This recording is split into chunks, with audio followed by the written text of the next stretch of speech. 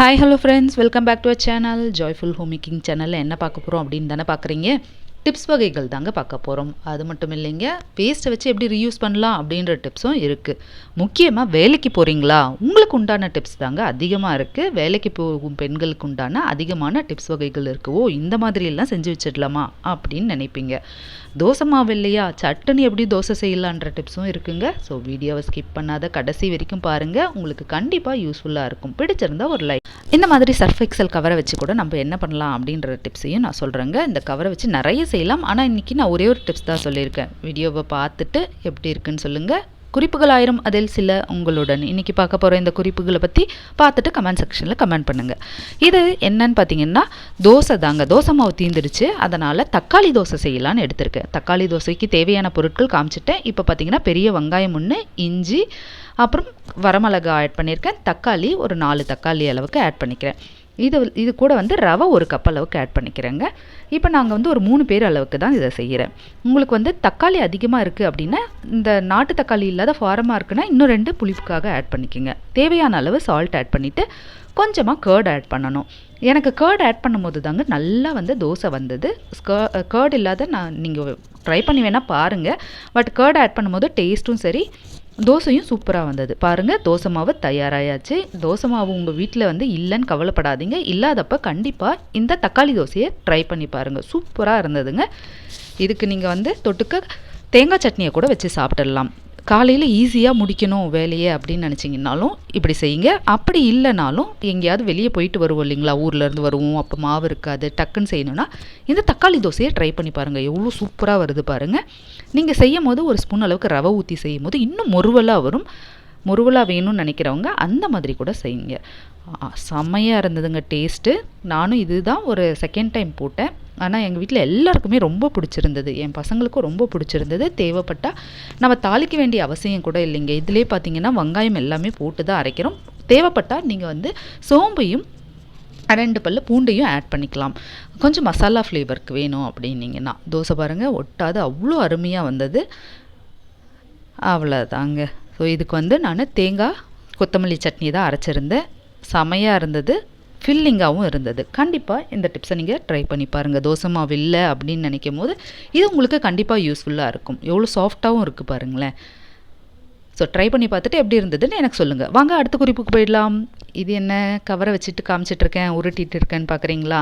Surf XL கவரும் இந்த மாதிரி ரின் கவர் இருக்கும் இல்லைங்களா, அதில் இருந்தாங்க இந்த 2 இந்த மாதிரி ரவுண்டு எடுத்துக்கிறேன்.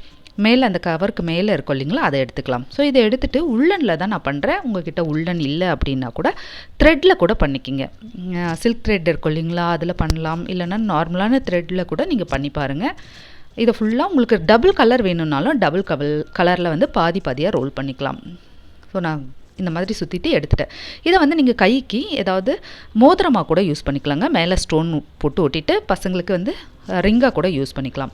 இப்போ இன்னொன்றுத்தையும் நான் பண்ணுறேன். 2த்தையும் பண்ணிவிட்டு உங்களுக்கு இதிலேருந்து என்ன பண்ணலாம் அப்படின்னு காமிக்கிறேன். இதை வச்சு நம்ம நிறைய க்ரியேட்டிவாக பண்ணலாங்க. வால் ஹேங்கிங் கூட பண்ணலாம். இன்றைக்கி நான் பண்ணுறது பார்த்திங்கன்னா ஸ்டெட்டு பண்ணுறேன். ஸோ இதில் இந்த மாதிரி கீழே பால்ஸ் மாதிரி இருக்கிறத ஒட்டிக்கிறேன். உங்கள்கிட்ட இது இல்லைன்னா ஸ்டோன் மாதிரி இருக்குது, எது வேணாலும் ஒட்டிக்கலாம். இப்போ மேலே ரிங்குக்கு அப்புறம் ஹூக் ஒன்று மாட்டுறேன். ஏன்னா நம்ம காதில் மாட்டுறதுக்கு வேணும் இல்லைங்களா, அதுக்காக தாங்க இந்த மாதிரி மாட்டிக்கலாம். பழைய கம்பல் ஏதாவது உடஞ்சதோ இல்லை தேவையில்லாததில் இருந்து கூட நம்ம எடுத்து யூஸ் பண்ணிக்கலாம். எவ்வளோ சூப்பராக இருக்குது பாருங்கள். கண்டிப்பாக ட்ரை பண்ணி பாருங்கள். அடுத்த குறிப்புக்கு போயிடலாம். இது பார்த்திங்கன்னா வரகரிசி எடுத்துருக்குங்க. வரகரிசி வெறும் வச்சு தோசையாவோ குழிப்பணியாரமோ எப்படி வேணாலும் செய்யலாம். இது கூட என்னென்னலாம் ஆட் பண்ணுறேன்னு பாருங்கள். இது 2 கப் அளவுக்கு எடுத்திருக்கேன். இதில் 1/4 கப் அளவுக்கு பார்த்திங்கன்னா கருப்பு உளுந்து தாங்க ஆட் பண்ணுறேன். நீங்கள் தென்னை அரிசி எந்த அரிசி இருந்தாலும் கூட மிக்ஸ் பண்ணிக்கலாம். இப்போ 1.5 ஸ்பூன் அளவுக்கு வெந்தயம் ஆட் பண்ணிக்கிறேன். 1 கப் அரிசி பச்சரிசி ஆட் பண்ணுறேங்க. அரிசி வேணான்றவங்க ஸ்கிப் பண்ணிக்கோங்க. அப்படி இல்லைன்னா வேறு ஏதாவது ரெட் ரைஸ் இந்த மாதிரி ஏதாவது இருக்குன்னா கூட நீங்கள் ஆட் பண்ணி கூட செய்யலாம். இது தோசைக்கு தாங்க நான் எடுத்திருக்கேன். நல்லா வாஷ் பண்ணிக்கோங்க. ஒரு 2-3 டைம் நல்லா வாஷ் பண்ணி இந்த மாதிரி ஊற வச்சுடுங்க. நைட் ஊற வச்சுட்டு காலையில் அரைச்சாலும் பரவாயில்ல, இல்லை காலையில் ஊற வச்சு நைட்டில் அரைச்சிங்கனாலும் பரவாயில்ல. இப்போ அரைக்கும் போது நான் சால்ட் ஆட் பண்ணி, அதாவது கல்லுப்பு ஆட் பண்ணி அரைச்சி எடுத்துக்கிறேன். எவ்வளோ சூப்பராக இருக்குது பாருங்கள். கண்டிப்பாக இந்த கருப்பு உளுந்தை யூஸ் பண்ண ஆரம்பிங்க.